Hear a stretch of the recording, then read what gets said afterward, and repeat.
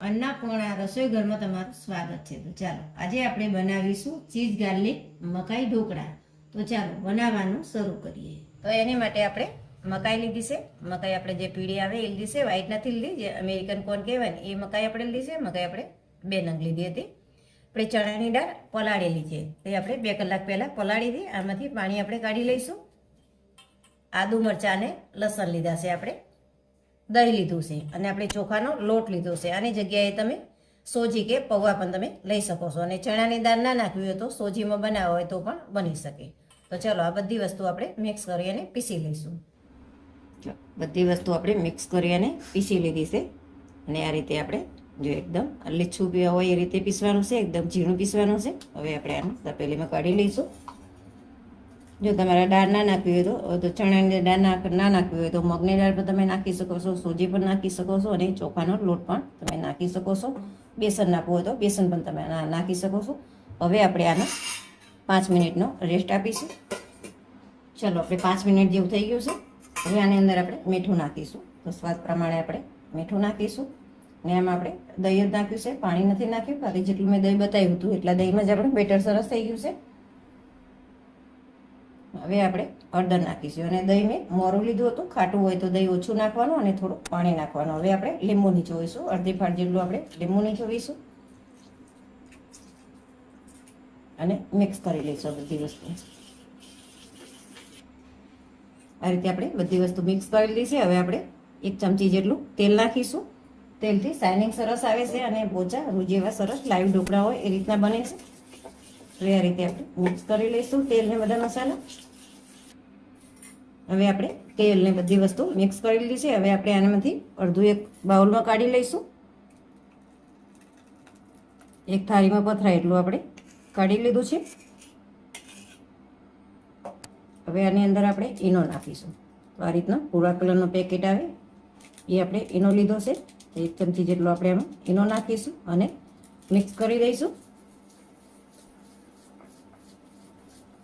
આ રીતે એનો મિક્સ કરી અને તરત જ આપણે ડીશમાં લઈ લઈશું. ડીશ આપણે તેલથી પહેલેથી ગ્રીસ કરી અને જ રાખેલી છે, એટલે તરત જ આપણે આ રીતે ઢોકળા મૂકી દઈએ.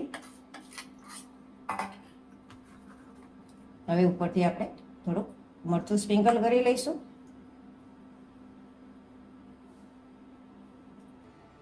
ચલો હવે આપણે સ્ટીમરના ગરમ થવા મૂકી દીધું છે. પાણી આપણે અંદર નાખી અને આ રીતે 5 મિનિટ ગરમ કરવા મૂકી લીધું છે.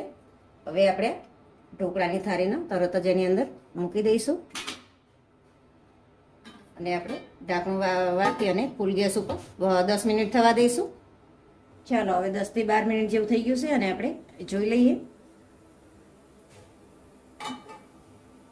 આ રીતે આપણે ચાકુની મદદથી જોઈએ તો જો ક્લીન ચાકુ આવે છે, એટલે કે આપણો ઢોકળા સરસ એવા ચડી ગયા છે. હવે આપણે આની ઉપર ચીઝ મૂકવાનું છે, તો આપણે થાળીને થોડીક વાર બહાર કાઢી લઈશું. આપણે ઢોકળા સરસ એવા થઈ ગયા છે. હવે ઉપરથી આપણે ચીઝ મૂકીશું.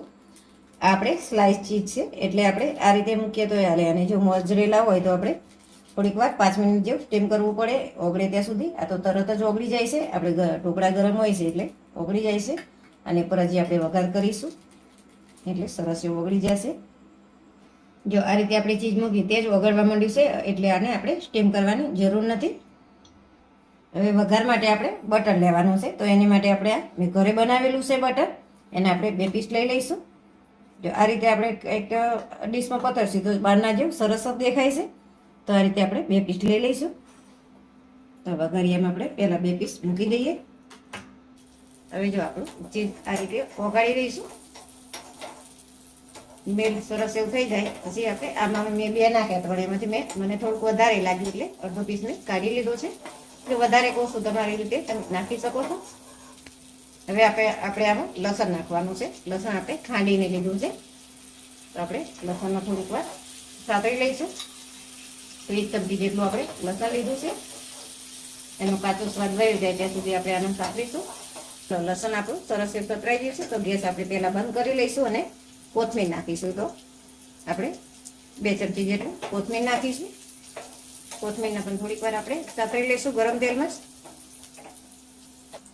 હવે આપણે આ વઘારના આની પર આ રીતે છોટો છોટો નાખી દઈશું, એટલે ચીઝ ગાર્લિક મકાઈ ઢોકળા આપણા તૈયાર થઈ ગયા છે. જો મને એમ લાગે છે કે ચીઝ બરાબર નથી મેળતી તો આપણે થોડીક વાર આના સ્ટીમરમાં મૂકી દઈશું. ચલો 1-2 મિનિટ જેવું થઈ ગયું છે અને આપણે જોઈ લેવું. જો સરસ એવી ચીઝ મેલ્ટ થઈ ગયું છે. હવે આપણે આને ઉતારી લઈશું. ચલો આપણે હવે કટિંગ કરી લઈએ. થોડાક ઠંડા થઈ ગયા છે. તમને જે રીતે નાના મોટા કટિંગ કરવા હોય એ રીતે આપણે ગમે તે શેપમાં કરી લેવાના. હવે આપણે ઓરેગાનો નાખીશું અને ચીલી ફ્લેક્સ નાખીશું. બહુ મસ્ત આપણે પીઝા સ્ટાઇલમાં ઢોકળા બનાવવાના છે. આ ઢોકળા જે રીતે લાઈવ ઢોકળા હોય ને એ રીતે એકદમ પોચા રૂ જેવા અને સરસ બને છે. તો આપણા ચીઝ ગાર્લિક મકાઈ ઢોકળા તૈયાર છે. આ ઢોકળા તમે કોઈ પણ ચટણી સાથે સર્વ કરી શકો છો. તો તમને આ રેસીપી વિડીયો ગમ્યો હોય તો લાઈક કરો, શેર કરો અને સબસ્ક્રાઈબ કરવાનું ભૂલતા નહીં.